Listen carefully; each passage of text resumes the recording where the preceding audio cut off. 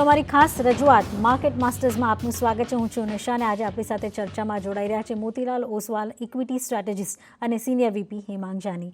Hemang sir, સ્વાગત છે આપનું.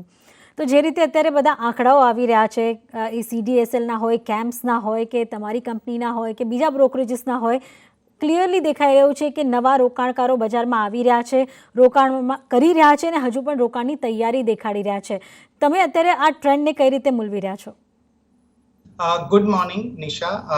ડેફિનેટલી આપણે એક બુલ માર્કેટમાં છીએ અને બીકોઝ ઓફ લોકડાઉન અને ડિજિટલ એકાઉન્ટ ઓપનિંગ જે રિટેલ ઇન્વેસ્ટર્સ છે એ બહુ જ મોટા નંબર સાથે માર્કેટની અંદર આવી રહ્યા છે. તમે મંથલી એડિશન જુઓ, બ્રોકરેજીસના બહુ જ મોટા છે, લગભગ 20 to 25 lakhs પર મંથ, જે આપણે એક વર્ષમાં પહેલા જોતા હતા એટલા આંકડા એક મહિનામાં આપણે જોઈ રહ્યા છે. Same is the case with companies like CDSL કે જેમાં આપણે ખાલી 5 કે 6 મહિનામાં ઓલમોસ્ટ 1 crore નવા એકાઉન્ટ્સ ખુલતા જોયા છે. અને મોર ઇમ્પોર્ટન્ટલી આ બુલ માર્કેટ જે રીતે ચાલી રહ્યું છે, જે રીતે IPOs આવી રહ્યા છે અને ઇક્વિટીમાં રિટર્ન્સ બની રહ્યા છે અને બીજા એટલા ઇન્ટરેસ્ટિંગ એવન્યુઝ અથવા તો ઓપ્શન્સ રોકાણકારો પાસે નથી અને રેટ્સ ઓફ ઇન્ટરેસ્ટ ઘણા ઓછા છે FD કે બોન્ડ્સની અંદર.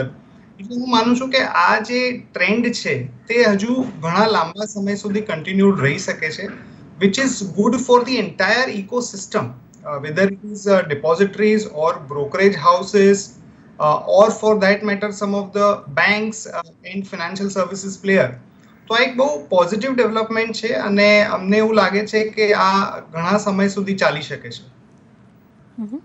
ચોક્કસ. અને આપણે એક સારા એવા રિટર્ન પણ માર્કેટમાં આવતા જોયા છે.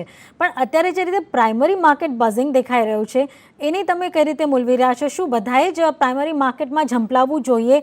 કઈ રીતે એક સારા કંપનીની પસંદગી કરવી જોઈએ? અને અત્યારે તો હવે મોટા IPO અત્યારે લાઇનઅપ પણ દેખાઈ રહ્યા છે. સી, ડેફિનેટલી IPO માર્કેટ એક બેકબોન છે નવા ઇન્વેસ્ટર્સને સિસ્ટમમાં લઈ આવવા માટેનું.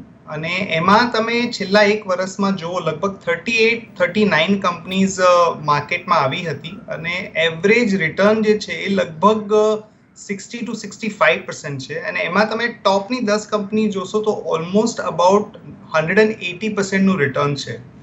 એટલે ઘણા લોકો અમુક વાર એવું માનતા હોય છે કે IPOમાં જે વેલ્યુએશન્સ છે, દાખલા તરીકે ઝોમેટોનું જે વેલ્યુએશન્સ છે અથવા તો ઘણી બધી જે ટેકનોલોજી બેઝ કંપનીઝ છે, ઇવન સ્પેશિયાલિટી કેમિકલ્સ છે, એના વેલ્યુએશન્સ ઘણા હાઈ છે.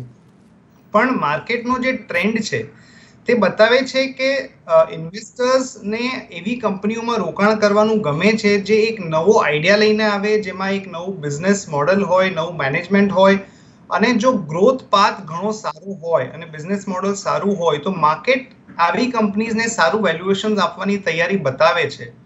તો that is a very good sign and I think એના કારણે આપણને એક મોટો કોન્ટ્રીબ્યુશન મળશે નવા પૈસા સિસ્ટમમાં આવવા માટેનું, નવા રોકાણકારો સિસ્ટમમાં આવવા માટેનું, અને પ્રમોટરની વિઝિબિલિટી પણ વધશે because they are entering the capital market. તો હાલની પરિસ્થિતિને જોતા અત્યારે કયા તમને લાગે છે કે સેક્ટર્સ જે છે બહુ સ્ટ્રેચ થઈ ગયા છે અને ક્યાં રોકાણની તક છે? સો આપણે નિશા IPO માર્કેટની વાત કરીએ છીએ કે સેકન્ડરી માર્કેટની? Secondary market sir.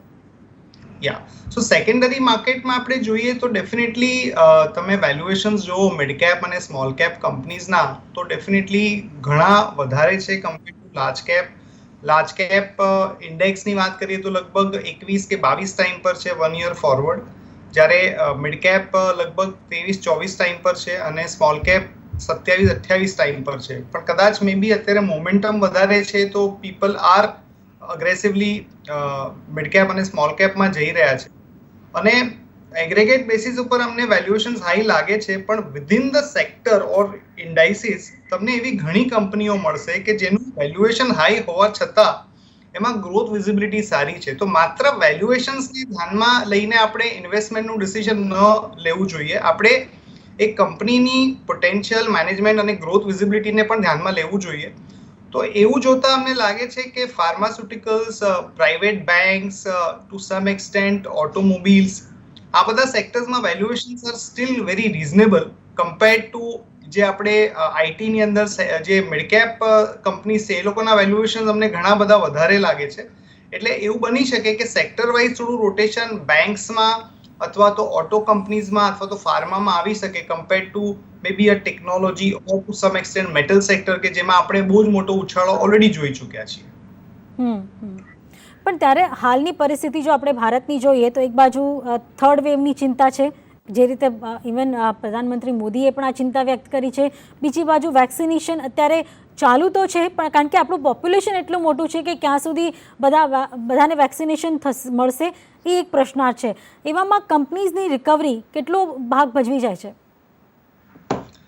C definitely આપણા ત્યાં થોડુંક વેક્સિનેશન સ્લોઅર પેસ ઉપર છે, પણ નંબર્સ ઘણા કંટ્રોલમાં આવી ગયા છે. અને બીજી એક ઇમ્પોર્ટન્ટ વસ્તુ એ હતી કે જ્યારે લોકડાઉન પણ ચાલી રહ્યું હતું ત્યારે આપણો જે બિઝનેસીસને કમ્પેર ટુ ફર્સ્ટ વેવ એટલી મોટી ઇફેક્ટ નથી થઈ, કારણ કે લોકો મેન્ટલી પ્રિપેર્ડ હતા. લોકોને થોડું આઈડિયા હતો કે આવી પરિસ્થિતિ આવે ત્યારે આપણે આપણો બિઝનેસને કેવી રીતે એડજસ્ટ કરવાનો છે.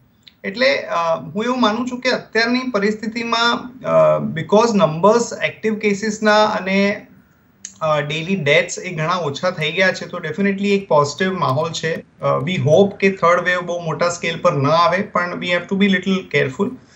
બટ તમે જ્યારે કંપનીઝની વાત કરો તો કંપનીઝના નંબર્સમાં હજુ અર્લી ડેઝ છે. જે બી પરફોર્મન્સીસ આવ્યા છે એ તો ઘણા સારા છે, પર્ટિક્યુલરલી આઈટી સ્પેસમાં. પણ બાકી બધી કંપનીઝમાં એકવાર આપણે નંબર્સ જોઈશું, આપણે એકવાર મેનેજમેન્ટની કમેન્ટ્રી જોઈશું, ત્યારે આપણને વધારે કમ્ફર્ટ આવશે અબાઉટ ધ વિઝિબિલિટી. તો તમે નંબર્સની જ વાત કરી છે, તો આઈટી કંપનીઝના ક્વાર્ટર વનના પરિણામોની શરૂઆત થઈ ગઈ છે. TCSએ નિરાશ કર્યા, પણ એની સામે માઇન્ડટ્રી અને ઇન્ફોસિસ તમે જો તો મિક્સ અને પોઝિટિવ નંબર્સ જોવા મળ્યા. તમે આ આઈટી કંપનીઝના ઇનિશિયલ નંબર્સને કઈ રીતે મૂલવો છો, ખાસ કરીને TCS? TCSમાં ડેફિનેટલી થોડું ડિસઅપોઇન્ટમેન્ટ ટોપ લાઇનમાં હતું, પણ એ બી ઇન્ડિયા સ્પેસિફિક કન્સર્ન્સ હતા. અને જે બાકીની કંપનીઝ છે, ઇન્ફોસિસમાં ડેફિનેટલી નંબર્સ સારા હતા, માર્જિન્સમાં થોડું ડિસઅપોઇન્ટમેન્ટ છે. LTTSના અને માઇન્ડટ્રી બેઉના નંબર્સ બહુ જ સારા હતા, અને ગાઈડન્સ અને ગ્રોથ પ્લસ માર્જિન બધામાં એક પોઝિટિવ સરપ્રાઇઝ છે. એટલે એવું ક્લિયરલી લાગી રહ્યું છે કે IT as a sector performance wise ઘણું સારું રહેશે, પણ અપસાઇડ પોટેન્શિયલ બીકોઝ આ બધા સ્ટોક્સમાં આપણે રનઅપ એક લેવલનું જોઈ ચૂક્યા છે. એટલે એટ 24-25 ટાઈમ્સ ઇન્ફોસિસમાં બહુ સિગ્નિફિકન્ટ અપસાઇડનો કેસ નથી બનતો. બાયબેક છે એટલે થોડું સપોર્ટ મળશે. અને મિડકેપ આઈટીની વાત કરીએ તો L&T technology, two some extent Zensar, Cyient technologies, આ બધી કંપનીમાં અમને લાગે છે કે ડેફિનેટલી નવું રોકાણ પણ આપણે કરવું જોઈએ. તો બેસિકલી ડાયવર્સિફાઈડ રાખવું જોઈએ અને નવા રોકાણની પણ સલાહ અત્યારે આ કંપનીઝ પર અત્યારે બની રહી છે. પણ ત્યારે કોઈ ઇમર્જિંગ તમને સેક્ટર દેખાતું હોય એ કયું દેખાઈ રહ્યું છે જ્યાં સ્ટોક સ્પેસિફિક મુવમેન્ટ બહુ એક્ટિવ છે? ઇમર્જિંગ સેક્ટરમાં અમે લોકો એવું માનીએ છીએ કે સિમેન્ટ અને કન્ઝ્યુમર ડ્યુરેબલ્સ આ બે એવા સેક્ટર છે કે જેમાં પોઝિટિવ ડેટા પોઈન્ટ્સ છે. ઓવરઓલ વોલ્યુમ ગ્રોથ આ ક્વાર્ટરમાં કમ્પેર ટુ માર્કેટ એક્સપેક્ટેશન્સ ઘણો સારો આવશે. અમુક કંપનીઝમાં માર્જિન બી સારું આવી શકે છે, પર્ટિક્યુલરલી એસીસી અને અલ્ટ્રાટેકની અંદર. અને કન્ઝ્યુમર ડ્યુરેબલ્સ કારણ કે એ સેક્ટર બીકોઝ ઓફ લોકડાઉન થોડું અંડરપરફોર્મ કરેલું હતું, તો companies like Orient Electric, consumer, Whirlpool આ બધી કંપનીઝમાં અમને એવું લાગે છે કે આ લેવલ ઉપર ડેફિનેટલી ઇન્વેસ્ટમેન્ટ કરવું જોઈએ, કારણ કે હમણાં જે નવા રેકમેન્ડેશન્સ ડિયરનેસ અલાવન્સના આવ્યા છે એમાં બી એવું લાગે છે કે કન્ઝ્યુમર ડ્યુરેબલ્સ કંપનીઝને અને ઓટો કંપનીઝને એનું મીડિયમ ટુ લોંગ ટર્મમાં બેનિફિટ મળી શકે છે. એક સેક્ટર છે ઇન્સ્યોરન્સ સેગમેન્ટ, જેને આપણે લગભગ છેલ્લા 1-1.5 વર્ષથી પ્લે કરી રહ્યા છે, પણ તમે જો ગત વર્ષે આ જ સેગમેન્ટે શરૂઆતી ટ્રેડ ઘણો પોઝિટિવ આપ્યો અને બધાને હોપ્સ હતા કે ઇન્સ્યોરન્સ સેગમેન્ટ સારું પ્લે કરશે, પણ બધા પ્લેયર્સે એવું જ સિમિલર પરફોર્મન્સ નથી આપ્યું. તમે અત્યારે કઈ રીતે મૂલવી રહ્યા છો? ઇન્સ્યોરન્સ સેગમેન્ટમાં ક્યાં રોકાણની તક છે? ઇન્સ્યોરન્સ એક થોડું ડિફેન્સિવ સેક્ટર છે, એટલે ઇનિશિયલી જ્યારે કન્સર્ન્સ હતા ત્યારે જે બેન્કિંગ અને ફાઇનાન્શિયલ સર્વિસીસ અથવા તો NBFCsના જે ફંડ્સ હતા એ બધા ઇન્સ્યોરન્સમાં ગયા હતા. પણ જેવી રીતે ઇકોનોમીમાં ઓપન અપ થયું અને માર્કેટમાં તેજી થઈ, એટલે એ પૈસા ફરી પાછા બેંક્સ અને NBFCsમાં ગયા હોય એવું લાગી રહ્યું છે. અને on a stand alone basis આપણે જોઈએ તો ઇન્સ્યોરન્સમાં જે નવું પ્રીમિયમના ડેટા અથવા તો નવા ક્લાયન્ટ્સના ડેટા ઘણા એન્કરેજિંગ છે. અને અમને પર્ટિક્યુલરલી લાગે છે કે કંપનીઝ લાઈક મેક્સ ફાઇનાન્શિયલ્સ અને SBI લાઈફ આ બે પર્ટિક્યુલરલી કંપનીઝ અમને ગ્રોથ પોટેન્શિયલ વાઇઝ અને વેલ્યુએશન વાઇઝ ઘણી સારી લાગી રહી છે. તો તમારી એમાંથી ટોપ પિક કઈ હશે? સો અમારી ટોપ પિક આ બે જ છે, મેક્સ ફાઇનાન્શિયલ્સ અને એસબીઆઈ લાઈફ. એસબીઆઈ લાઈફ અને મેક્સ ફાઇનાન્શિયલ પર નજર રાખવી જોઈએ. ત્યારે જ હેમાંગ સર, અત્યારે તમે જોયું હશે જે થીમ બધા રાજ્યો પ્લે કરી રહ્યા છે એ છે ઈવી સેગમેન્ટ માટે, ઇલેક્ટ્રોનિક વ્હીકલ માટે. તમે જો નવી નવી પોલિસીસ બધા રાજ્યો લાવી રહ્યા છે. અત્યારે જ હાલમાં આપણે મહારાષ્ટ્રની હાલમાં જ 2 દિવસ પહેલાં જોઈ. તમે કઈ રીતે મૂલવી રહ્યા છો આ પોલિસીને, અને ખાસ કરીને કઈ કંપનીઝનો ફાળો સૌથી મોટો રહેશે ને જેને લાભ થશે? સી ડેફિનેટલી એક બહુ પોઝિટિવ ડેવલપમેન્ટ છે કે ઈવી પોલિસી મહારાષ્ટ્રમાં આવી ગઈ છે ને એ લોકો અર્લી બર્ડ ઇન્સેન્ટિવ આપી રહ્યા છે 2 વ્હીલર્સને અને ઇવન ફોર અધર વ્હીકલ્સ ઓલ્સો. તો અમારું એવું માનવું છે કે આ જે પેસ છે ગ્લોબલી જે ચાલુ થયો હતો એ હવે ઇન્ડિયામાં બી એક મોટા સ્કેલ પર ચાલુ થઈ જશે. અને આપણે બેનિફિશિયરી કંપનીઝની વાત કરીએ તો અત્યારે ખાલી એક ગ્રીવ્સ કોટન છે જેની પાસે ઓલરેડી એક પ્રોડક્ટ અવેલેબલ છે 2 વ્હીલર સ્પેસમાં, અને એ ઘણો સારો રિસ્પોન્સ એમને મળી રહ્યો છે. એના સિવાય અમને લાગે છે કે બજાજ ઓટોના ઘણા સારા પ્લાન્સ છે ઈવી સાઇડ ઉપર, both 2 wheeler as well as 3 wheeler and other products. તો એમાં એક આપણે નજર રાખવી જોઈએ. At the same time TVS એક એવી કંપની છે કે જેમાં લગભગ 40% 2 વ્હીલર્સનું સ્કૂટરનું સેલ્સ આવી રહ્યું છે. તો જો આમાં કોઈ ટેકનોલોજી વાઇઝ ડિસરપ્શન થશે તો એની અસર ટીવીએસને થોડી નેગેટિવ થવાના ચાન્સીસ છે, જ્યારે ગ્રીવ્સ કોટન અને બજાજ ઓટોને એનો બેનિફિટ થઈ શકે છે. તો ડેફિનેટલી આ ખાસ કરીને ઓટો એન્સિલરી સેગમેન્ટ તમારા રડારમાં હોવા જોઈએ. હું જસ્ટ તમારા એક રિપોર્ટ વાંચી રહી હતી, એમાં હતું કે તમે તમારી company portfolio wise બીએફએસઆઈ, IT, metal, cement અને કેપિટલ ગુડ્સ પર ઓવરવેટ સ્ટાન્સ ધરાવે છે. પણ જો અત્યારે બીએફએસઆઈ સેગમેન્ટ જોઈએ તો ફાઇનલી હવે થોડીક ત્યાં રિકવરી દેખાઈ રહી છે. કઈ રીતે મૂલવો છો બેન્કિંગ એન્ડ ફિનાન્શિયલ્સને? સી ડેફિનેટલી અમે લોકો ઘણા પોઝિટિવ છીએ બીએફએસઆઈ ઉપર, કારણ કે રિલેટિવલી સેક્ટરે માર્કેટમાં પરફોર્મન્સ થોડું ઓછું આપ્યું છે. અને જે ક્વાર્ટરલી નંબર્સ છે એ અમને લાગે છે કે ઘણા સારા આવશે. લાર્જ બેન્ક્સ દાખલા તરીકે HDFC bank, ICICI bank, Axis bank, State Bank અને even some of the smaller banks like Federal bank, AU bank, Bandhan bank, even NBFCs. તો જ્યારે ઇકોનોમીમાં એક અપટિક હોય ત્યારે જે લાર્જ બેંક્સ છે એમાં ડેફિનેટલી એક મોટું અર્નિંગનું ડેલ્ટા ચેન્જ જોવા મળતું હોય છે, અને એમાં ડેફિનેટલી આપણું એક પાર્ટિસિપેશન હોવું જોઈએ.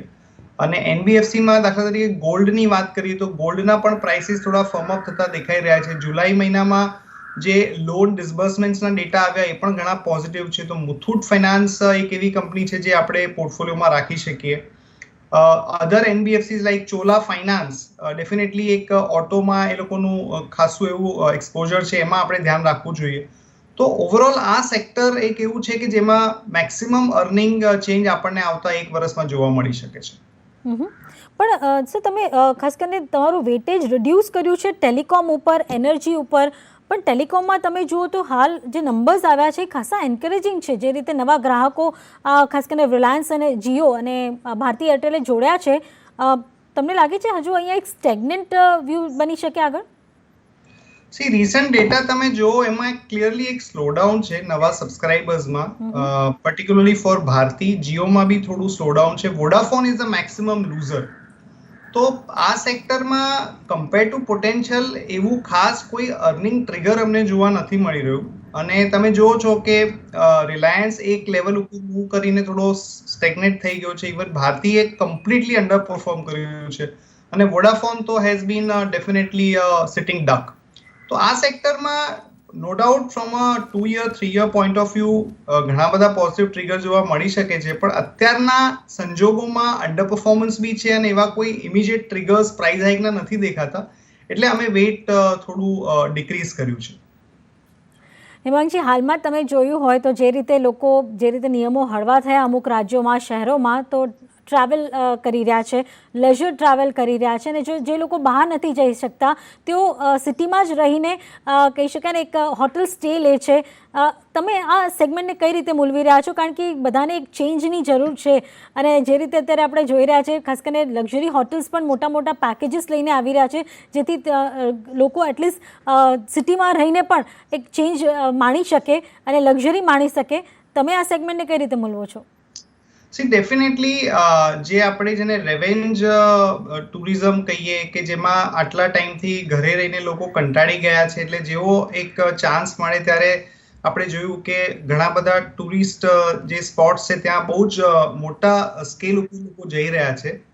તો આ જે આખી થીમ છે એમાં પ્લે કરવા માટે ડેફિનેટલી આપણે ઇન્ડિયન હોટલ્સને જોવું જોઈએ, કારણ કે ઇન્ડિયન હોટલ્સ હજુ પણ પ્રી કોવિડ લેવલ ઉપર મળી રહી છે. અને અત્યારે જે છેલ્લા 12 મહિનામાં જે પણ આપણે પેઇન જોયું એમાં જે વીકર સ્મોલર પ્લેયર્સ છે એની સામે જે લાર્જર પ્લેયર્સ છે એને બહુ મોટો બેનિફિટ થશે. કદાચ થોડા એક્વિઝિશન્સ પણ થઈ શકે છે. અને ઇવન કંપનીઝ લાઈક મે બી ઇન્ડિગો કે જેમાં આપણે વચ્ચે થોડું કંઈક પેઇન જોયું હતું, એની સામે અત્યારે તમે જુઓ તો ફ્લાઇટના પણ occupancy rates are growing much higher. હું રિસેન્ટલી હમણાં અમદાવાદ ગયો હતો તો IndiGo flight was 100% occupied while going as well as while coming back. તો આ ટ્રેન્ડ્સ ઘણા એન્કરેજિંગ છે ફોર એરલાઇન પ્લેયર્સ ઓલ્સો, જે લોકોની પાસે ઓલરેડી બેલેન્સ શીટમાં ઇનફ કેશ હોય અને ઓપરેટિંગ કોસ્ટ અંડર કંટ્રોલ હોય, તો થોડું એક્સપોઝર આ બધા કંપનીઝમાં ડેફિનેટલી લેવું જોઈએ. તો ડેફિનેટલી રિવેન્જ ટ્રાવેલ અથવા સ્ટેકેશન જેને કહીએ અત્યારે લોકો એની તરફ આગળ વધી રહ્યા છે, અને એને કારણે તમે જો અહીંયા સ્ટ્રેન્થ જોવા મળી રહી છે આ બધી કંપનીઝમાં પણ ત્યારે તમે જુઓ તો હાલના દિવસોમાં એક નવો ટ્રેન્ડ જોવા મળ્યો. ખાસ કરીને છેલ્લા તમે ઓક્ટોબર નવેમ્બરથી જ જોયો હોય તો રિયલ એસ્ટેટની માંગ વધી છે, એટલે કે રેસિડેન્શિયલમાં ખરીદારી પૂરજોશમાં થઈ છે. અને કાલે જ અમે એક મોટા પ્લેયર સાથે વાત કરી રહ્યા હતા તો તેઓ ખાસ કરીને નવા કમર્શિયલ લોન્ચીસ કરી રહ્યા છે. તો તમે જો હવે કારણ કે હવે બધા અત્યારે લોન્ચીસ કરશે તો બનતા 1-2 વર્ષનો સમય લાગશે, પણ તેઓ હોપફુલ છે કે વર્ક નિયર હોમ અથવા તો વર્ક ફ્રોમ હોમ આ સિચ્યુએશન જે બિલ્ડ થઈ રહી છે એમાં હવે કમર્શિયલ સેગમેન્ટની ડિમાન્ડ વધશે, કારણ કે હવે બધાને ઘરની નજીક ઓફિસ જોઈએ છે. તમે રિયલ એસ્ટેટને કઈ રીતે મૂલવી રહ્યા છો? રિયલ એસ્ટેટમાં ડેફિનેટલી આપણે એક બહુ જ પોઝિટિવ ડેટા જોયા છે. તમે જે નવી સ્કીમ્સ લોન્ચ થાય છે એના તમે ગ્રોથ જુઓ તો મોસ્ટ ઓફ ધ ડેવલપર્સ એ લોકો કહી રહ્યા છે કે 40-50% ગ્રોથ છે. બીજું કે જે રેસિડેન્શિયલ સેગમેન્ટ છે એમાં લોકોને થોડુંક વધારે મોટું ઘર અથવા તો વધારે ફેસિલિટીઝ વાળા હોમમાં એક પ્રેફરન્સ આપણને દેખાઈ રહ્યો છે. અને કારણ કે salary class by and large એટલો અફેક્ટ નથી થયો અને એફોર્ડેબિલિટી ફેક્ટર વધારે છે, તો એ લોકો ડેફિનેટલી મોટા ઘરમાં જઈ રહ્યા છે. તો આ ટ્રેન્ડ મને લાગે છે કે કન્ટિન્યુ થઈ શકે છે, કારણ કે રિયલ એસ્ટેટમાં આપણે વચ્ચે 2 કે 3 વર્ષ એક મંદીનો ફેઝ બી જોયો હતો. તો જે લાર્જર પ્લેયર્સ છે, દાખલા તરીકે Godrej property, Oberoi, Sunteck reality, Prestige, આ બધી કંપનીઝમાં ડેફિનેટલી એક બાઇંગ ઇન્ટરેસ્ટ આપણને જોવા મળી શકે છે. કોમર્શિયલ સાઇડ ઉપર હજુ પિક્ચર એટલું ક્લિયર નથી, કારણ કે જ્યારે ઓફિસીસ આર ઓલરેડી ધેર તો how easy it can be કે જેમાં તમે ઘરની પાસે ઓફિસ લઈ શકો. સ્મોલર બિઝનેસીસ માટે it may be a viable option, પણ જે મોટી કંપનીઝ છે એના માટે તો મારા ખ્યાલથી would be difficult. Work from home with some flexibility એ વધારે સારો ઓપ્શન હોઈ શકે છે. પણ નેટ રિયલ એસ્ટેટમાં not from a very long term point of view but from a short term આપણે એને ટેક્ટિકલ પોઈન્ટ ઓફ વ્યૂ વિચારીએ તો આ જે 2-4 લાર્જ કંપનીઝ છે, Godrej property, Oberoi, Sunteck reality, Prestige, એમાં ડેફિનેટલી એક ટ્રેડિંગ પોઈન્ટ ઓફ વ્યૂથી કામ કરવાનું વિચારવું જોઈએ. હેમાંગજી, અત્યારે કયા સ્ટોક્સ તમને લાગે છે કે હવે હાઈ વેલ્યુએશન પર છે અને અહીંયાથી હવે એક્ઝિટ લઈ લેવી જોઈએ? હાઈ વેલ્યુએશન્સ પર કરતા જે સેક્ટર્સના ડેટા પોઈન્ટ્સ એટલા એન્કરેજિંગ નથી, દાખલા તરીકે આપણે યુટિલિટી કંપનીઝની વાત કરી, દાખલા તરીકે આપણે હમણાં ટેલિકોમની વાત કરી, તો આ સેક્ટર્સ એવા છે કે જેમાં આપણને એવું કોઈ મોટા અપટિક નથી દેખાઈ રહેતા. Same is the case with oil and gas also, કે જેમાં આપણે સેક્ટર મોટું છે પણ એમાં ડાયવેસ્ટમેન્ટને છોડીને કોઈ પોઝિટિવ ટ્રિગર્સ આપણને દેખાઈ નથી રહ્યા. તો આ બધા સેક્ટર્સમાં ડેફિનેટલી એક્સપોઝર થોડું આપણે ઓછું કરવાનું વિચારી શકીએ. અને એની સામે આપણે બેન્કિંગ, એનબીએફસી, જે ફાઇનાન્શિયલ સર્વિસીસ છે, સિમેન્ટ છે, ઓટોમોબાઈલ, ફાર્માસ્યુટિકલ, એમાં આપણે વેઇટ વધારવાનું વિચારવું જોઈએ. ત્યારે જ હવે જે રીતે Q1 પરિણામોની શરૂઆત થઈ ગઈ છે, આગળ કઈ કંપનીઝના પરિણામો પર તમારી ખાસી નજર હશે? સૌથી પહેલા મેટલ્સ, આઈ થિંક એમાં બહુ જ મોટો ગ્રોથ એક્સપેક્ટેડ છે, કારણ કે પ્રાઇસીસ ઘણા સારા રહ્યા છે. અમુક કંપનીમાં વોલ્યુમ ગ્રોથ પણ સારું હશે. તો definitely metal would be one sector કે જેમાં પર્ટિક્યુલરલી કંપનીઝ જેવી કે સેલ અને ટાટા સ્ટીલ, એનું પરફોર્મન્સ ઘણું સારું હોઈ શકે છે. પ્રાઇવેટ બેંક્સના પરફોર્મન્સીસ ઘણા સારા હશે, particularly state bank of India, HDFC bank, ICICI bank અને NBFCની અંદર અમને લાગે છે કે ચોલા ફાઇનાન્સનું પરફોર્મન્સ ઘણું સારું હોઈ શકે છે. તો આ જે સેક્ટર્સ છે એમાં અમને લાગે છે કે ડેફિનેટલી આપણે ફોકસ કરવું જોઈએ. ક્લિયરલી તો તમને હેમાંગ સર પાસેથી પૂરી જાણકારી મળી ગઈ છે કે ક્યાં અત્યારે રોકાણની તક છે, ક્યાં અત્યારે તમને કહી શકાય એક વેલ્યુએશન હાઈ દેખાઈ રહ્યા છે, તો ક્યાં તમને લાગી રહ્યું છે કે સારી એવી કમાણી થઈ ચૂકી છે અને હવે નફો ગાંઠે બાંધવો જોઈએ. અને પૂરી ડિટેલ હેમાંગજીએ તમને આપી દીધી છે. હેમાંગ સર, ખૂબ ખૂબ આભાર સમય ફાળવી અમારી સાથે ચર્ચામાં જોડાયા. કોઈ disclosure? Thank you so much Nisha, it is always a pleasure two interact with you અને આપણા CNBC આવાજના જે વ્યુઅર્સ છે એ લોકોને માટે પણ બહુ શુભકામનાઓ. It would be safe to presume that જે પણ કંપનીઝ અથવા સેક્ટર્સની આપણે વાત કરી એ અમારા કવરેજમાં છે અને અમુક કંપનીઝમાં મારું પર્સનલ હોલ્ડિંગ પણ હોઈ શકે છે. આભાર સર, સમય ફાળવી અમારી સાથે આ ચર્ચામાં જોડાવા માટે. તો માર્કેટ માસ્ટર્સમાં હાલે આટલું જ. વધુ અપડેટ માટે જોતા રહો CNBC બજાર. નમસ્કાર.